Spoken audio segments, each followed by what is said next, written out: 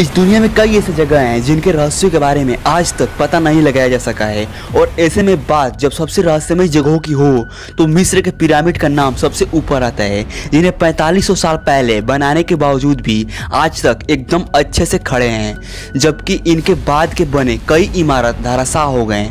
मिस्र के गिजा में मौजूद के पिरामिड खुद के अंदर अनेकों रहस्यों को छिपाए रखे हैं, और आज के इस वीडियो में आपको ऐसे ही इस पिरामिड के रहस्यों को बताने वाले हैं। दरअसल हजारों साल पहले वहां के राजा और रानियों के कब्र को सुरक्षित रखने के लिए ये पिरामिड बनाए जाते थे, और आज मिस्र के अंदर कुल 38 पिरामिडों को खोजा गया है।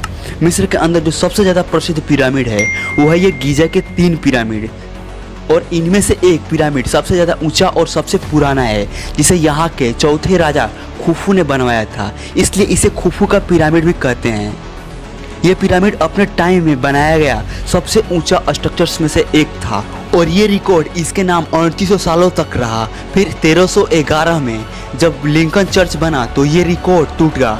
वैज्ञानिकों के अनुसार इस पिरामिड का वेट कुल 60 लाख टन के बराबर है, जहां दुनिया का सबसे ऊंचा इमारत बुर्ज खलीफा का वजन सिर्फ 5 लाख टन है।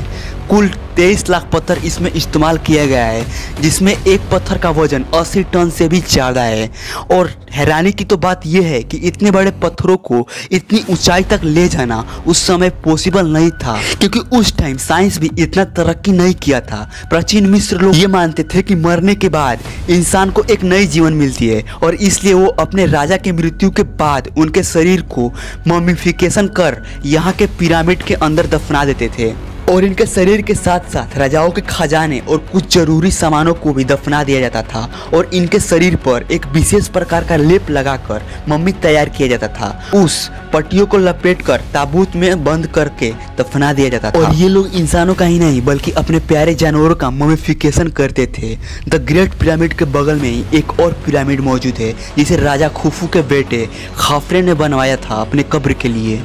इस पिरामिड के सामने एक अजीब किस्म की मूर्ति बनी है। इस रहस्यमय मूर्ति का धड़ शेर जैसा है, जबकि इसकी मुंह किसी इंसान जैसा है, और इस मूर्ति को पिरामिड के सामने कुछ ऐसे लगाया गया है मानो यह पिरामिड की पहरेदारी कर रहा हो।